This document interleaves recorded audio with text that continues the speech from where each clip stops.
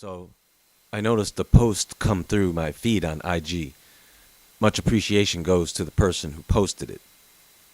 And it said, the people who are destroying us have the occult belief that they must tell you what they are doing to you so that karmic consequences do not come back on them. They even use Hollywood to do it through TV and movies. Now here's a word you hear a lot, right? Karma. And we have all heard the phrases that go with it. That's good karma, that's bad karma. Karma is a you know what, right? What goes around comes around, etc., etc. How many of you have been able to recognize moments in your life when you were affected by karma? Forget about other people and what happens to them. Their karma is none of your business. What I mean is, maybe there was a time in your life when you did something to someone, and then later, as a consequence, someone unexpectedly did the same to you. But not because it was owed to you, but because you may have done a series of misdeeds that led up to it. That is karma. Now, most people, if not all, can relate to this. It is not an uncommon phenomena that occurs in the dynamics of human interactions. Some people don't even realize what they have done until karma kicks in. Karma is beneficial in both positive and negative light. Bad karma teaches us lessons and helps us learn from our mistakes.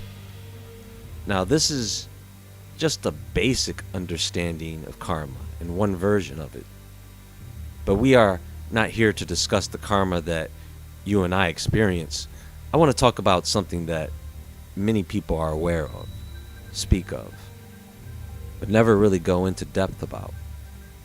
Specifically, why is it that the evil elite tell you what they are going to do before they do it? They have to let the public know what they are up to in some form or fashion. Putting things in plain sight, right? Why do they do this? Consequences, of course. Otherwise, they might not get away with it.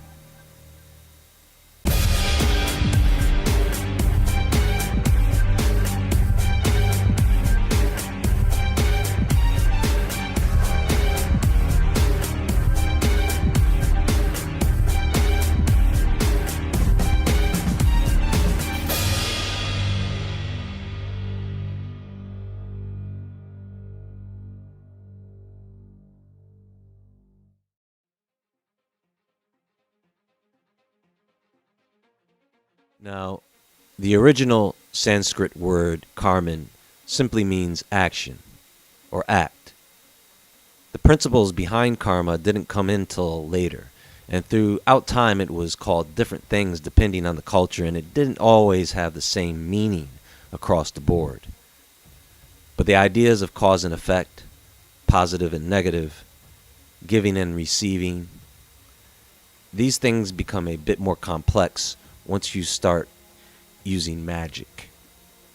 See, in the magic world, you have to make rules because the consequences of your actions could be dangerous if you screw something up.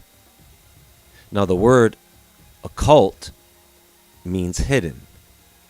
And what is interesting about that word occult is it is semantically related to the word foreshadowing. Actually, you could use the adjective foreshadowing instead of occult. So here's the thing. Let's say one wanted to perform one of these mass rituals, which may cost people their lives.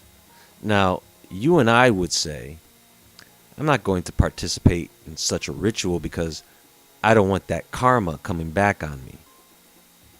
Now, I could be wrong, but I am sure that the people performing the ritual already thought of that. Which brings me back to the idea of foreshadowing.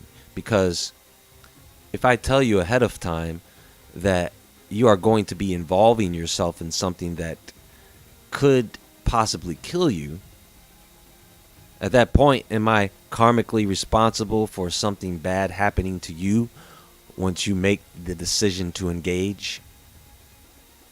Now, we all know that in the last days, no one will escape final judgment. So, even if there are those who get away with or even benefit from their crimes, God will decide the fate of their soul. Even people we may think deserve a certain fate, God may disagree with you. In the meantime, all these laws of the universe are in place and work for both good and evil. But let's take a look at this a bit deeper. Karma, I think, is not what many people think it is. It is not something that brings retribution for someone's misdeeds. It is not about good fortune or predestination. It is about the spiritual cycle of cause and effect. It's neither positive nor negative.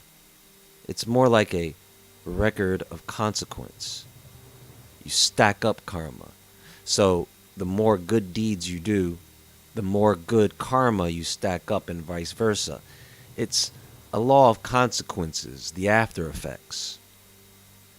In Eastern philosophy, whether that's Buddhism, Jainism, Taoism, Hinduism, there are cycles of life and death and rebirth. So karma is accumulated through one's lifetime, and that could affect the future of your current life, and it could carry over and affect your karmic experience in the next life. Or the karma you have now could be the result of a past life. And it all depends on your level of belief in reincarnation. You know, even good deeds can bring you bad karma, because it is all about, again, intention. We know that even good deeds could bring unseemly results if the intention behind it is questionable. Unintentional actions, in other words, don't have that much influence. There is a theory that suggests there are two types of karma, visible and invisible. The visible is immediate in your lifetime. The other, which is invisible, is the internal impact, which affects your abilities and whether you live a happy or unhappy life. So why is it that people who want to destroy us have to tell us of what it is they are doing to us? Because the spirits who control these people want to mimic God. They don't know how to do anything else. God gives warning of what he is going to destroy, and so they do the same. It is not so much a matter of what goes around comes around, folks. It's not really like that. When you are dealing with spirits, it's like the genie in the lamp. Sure, you can use the genie to get whatever you desire, but it always comes with rules and consequences. You could wish to be rich, but that may end up bringing you attention from people who want to take your money. Do you see? Those are the rules that come with the genie and the lamp. But that also applies in real life, doesn't it? There is a verse that comes from the Srimad Bhagavad Gita that goes, "The one who does wrong and unrighteousness acts is pure evil, but the one who is not taking any righteous action against such evil also becomes a part of evil act, as the person is not doing his/her efforts to resist or destroy the evil and actually supporting the unrighteous acts." This is one of the reasons why I do recommend abstinence. I would practice abstaining from the mainstream media, recreational congregations that are with a crowd of strangers, or any crowded venue for that matter. Think about this. When people are out, let's say a nightclub, what are people doing in a nightclub that they should be entitled to protection from God at that venue? I'll tell you, I used to have a lot of fun in my youth at these types of venues. But at the same time, the worst things have happened to me at these venues. So the question is, if we do nothing against something like a depopulation agenda, are we participating and supporting that agenda by doing nothing? And if the elite tell us what they are going to do before they do it to us, if we allow them to do it, are they then free from any negative karmic consequences? I mean, we would still consider their acts as evil, but understand something about these people who are high up in hierarchy of secret societies and the occult. They know how to deal with karma. They are trained to deal with it.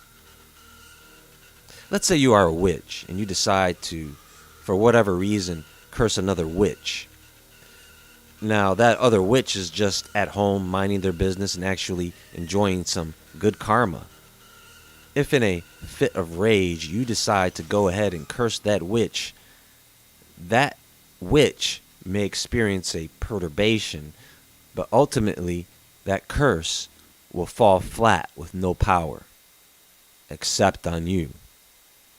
It will boomerang, especially if you attempt to curse the witch multiple times.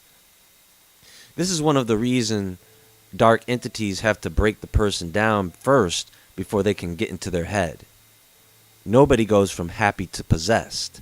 They have to break the person down enough to where the person is attracting negative energy and consequences into their life.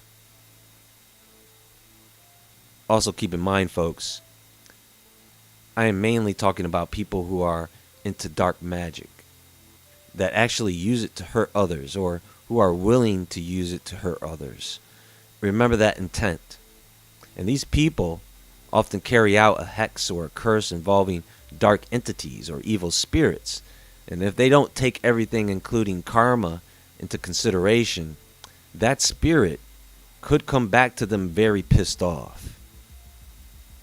And this is one of the reasons that these few evil elitists cannot just defy these beings, because they are ultimately afraid of what they will do to them, their families, and their descendants. Family curses are real. Rare, but real. There's one other element that I would like to point out when it comes to dark forces and karmic consequences of their agendas against God and humanity. These people will face God's judgment in the end. As of right now, it seems very unfair that the evil elite should live the way they live while other innocent and good people suffer.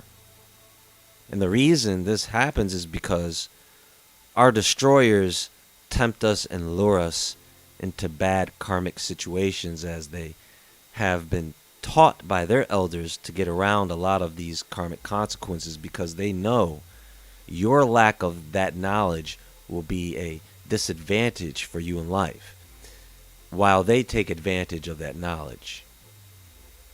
My hope is that we level up to them and combat them with their own rules, while just continuing to do what is righteous, or at least try. There is more to come, so stay tuned.